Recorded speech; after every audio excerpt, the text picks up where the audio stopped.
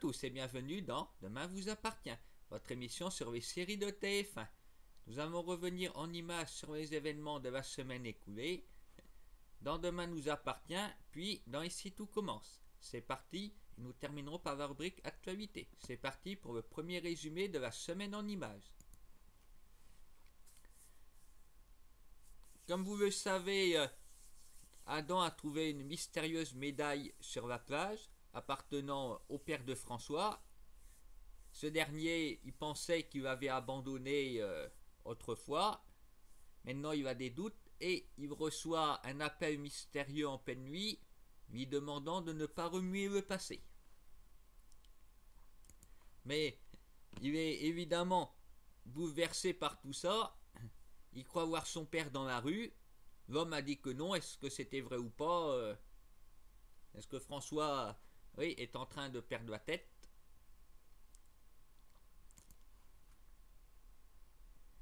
La police a trouvé du sang sur la médaille, mais comme c'est un militaire, ça peut très bien être une blessure de guerre, mais ils ont quand même décidé de fouiller la plage à la recherche d'indices.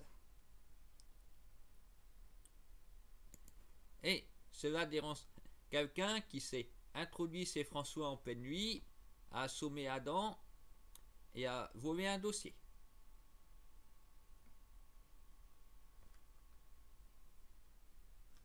Il cherchait surtout les lettres que le père envoyait à sa maîtresse.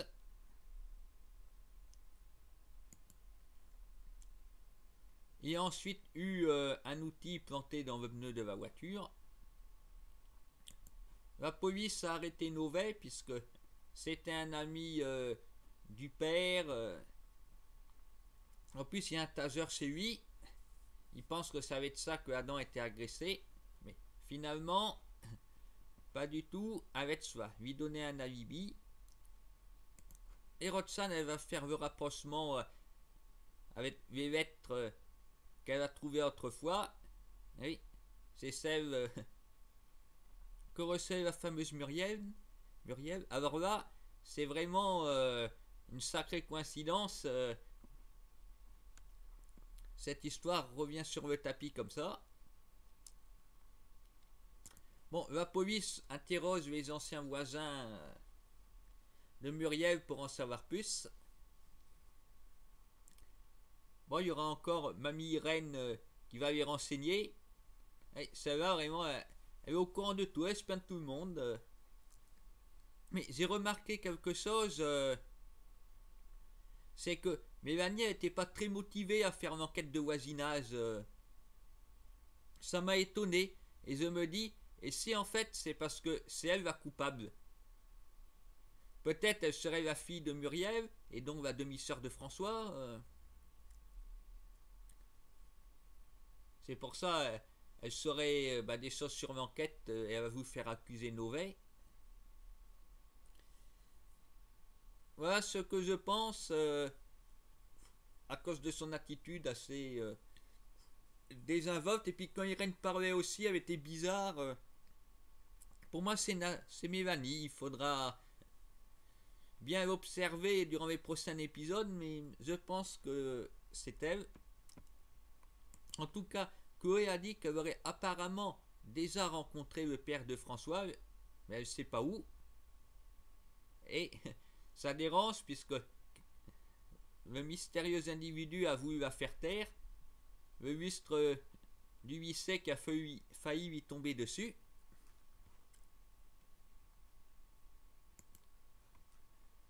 Hodgson de son côté a été dire au revoir à David puisqu'il est hospitalisé, il ne peut plus rester en prison, il a de la chance.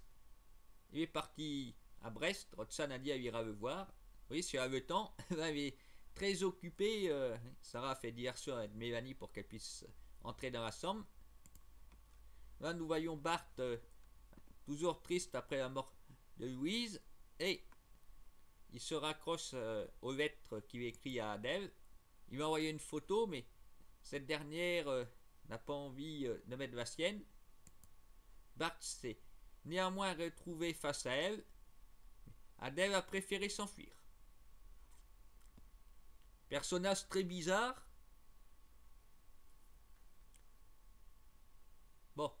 On sait elle est responsable de la mort de son mari dans un accident de moto, c'est ce qu'elle dit.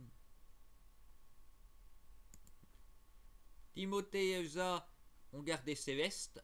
Enfin, c'est Elsa surtout. Timothée, en parlant mathématiques, a réussi à endormir ses vestes. Et après une bonne surprise pour lui, Victor Brunet est enfin sorti de prison. Lizzie voit un cauchemar se réaliser puisque Jacques est très ami avec Ryan. Elle ne comprend pas surtout qu'il lui fait des blagues en lui collant des yeux de papier. Mais bon, Ryan est capable de tout, du meilleur comme du pire. Il le prouve ensuite, une fois que Jacques s'est pissé dessus, ils échangent leurs pantalons. Afin d'éviter à Jacques d'avoir la honte. Et là, je me dis que Jacques, ça fait comme la 3e semaine qu'il a ses pansements sur les yeux. On nous avait dit au départ 2 semaines. Et après, il faudrait s'inquiéter. Ben voilà, c'est la 3e semaine, il a toujours les pansements. Sinon, ça fait également 3 semaines que Sylvain est dans le coma. Cette semaine, on ne l'a même pas vu. Il ne faut pas oublier ça. Les enfants ne sont pas au courant. Charlie a quand même dit qu'il était dans le coma, mais Sylvain est en train de passer vraiment au second plan. Nathan, il est furieux de voir Bruno et Julie tout le temps ensemble. Son père a recommencé à boire et a été hospitalisé. Nathan est furieux, mais pas Julie, qui a décidé de venir faire son stage de médecine à Sète pour s'occuper de lui. Ben, espérons qu'elle va le guérir de son addiction à l'alcool. Gabriel a une petite relation avec Mélanie grâce à un site de rencontre. Mais elle a oublié son bracelet, Nour l'a trouvé et a fait une crise de jalousie. Gabriel a donc fait croire que c'est un cadeau de Stéphane pour Soraya. Et évidemment, Mélanie est ensuite venue chercher son bracelet. Ils ont dit qu'ils ne l'ont pas vu. Mais du coup, Gabriel et Nour continuent leurs bêtises. Puisque d'un côté, Nour est jalouse. De l'autre, Gabriel, il veut casser ce qu'il fait. Or, ils sont censés être 16 frères, ils font ce qu'ils veulent, ils ne sont pas en couple. Enfin bon, ils nous embêtent beaucoup avec ça. Comme dit Soraya, mais mettez-vous en couple. Là, Gabriel est un peu raisonnable puisque il va décider de larguer Mélanie pour qu'il soit donc 7 frères, mais que tous les deux, qu'il n'y ait personne d'autre.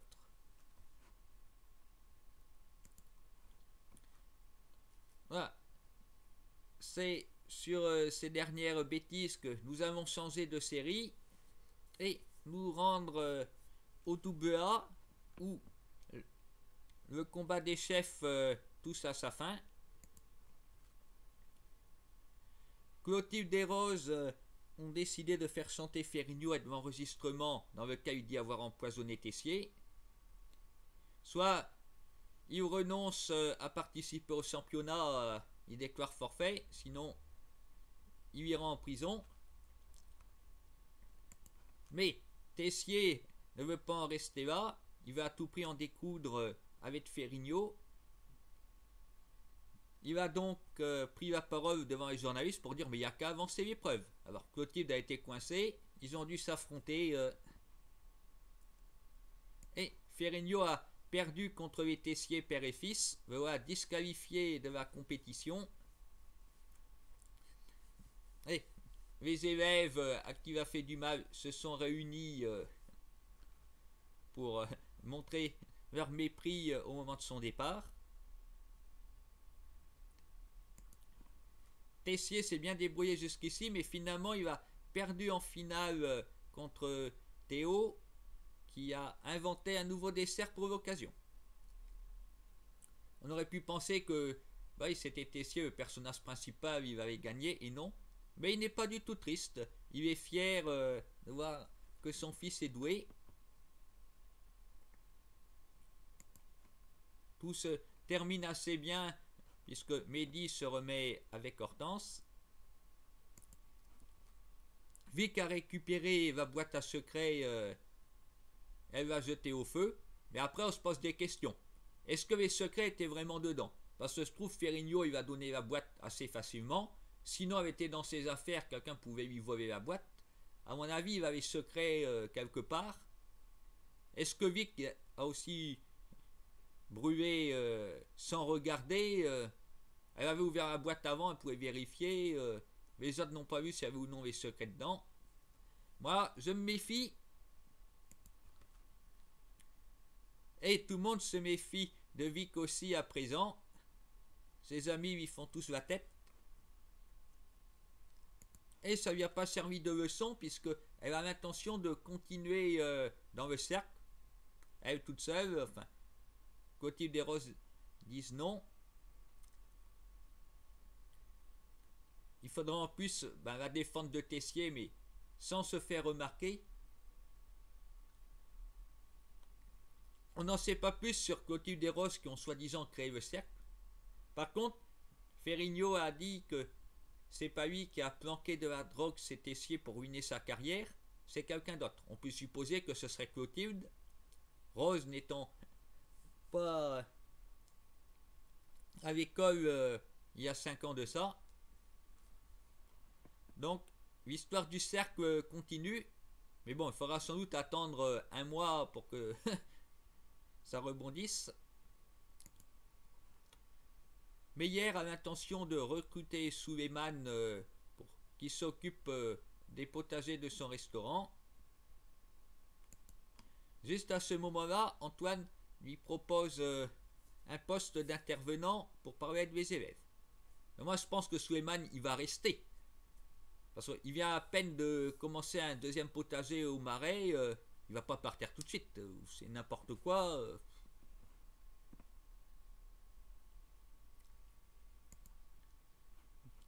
Samia et Ethan, ils ont du mal à communiquer en cuisine, ils se réconcilient après en s'embrassant. Malgré tout, ils ont tous fait du bon travail. Zoud apprécie leur menu de la Saint-Valentin.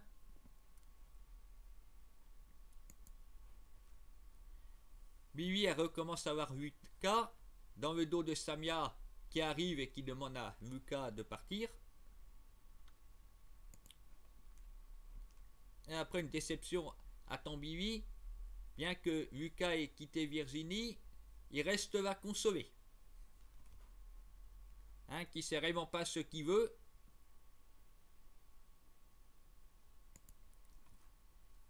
Edouard a décidé de financer un projet de master.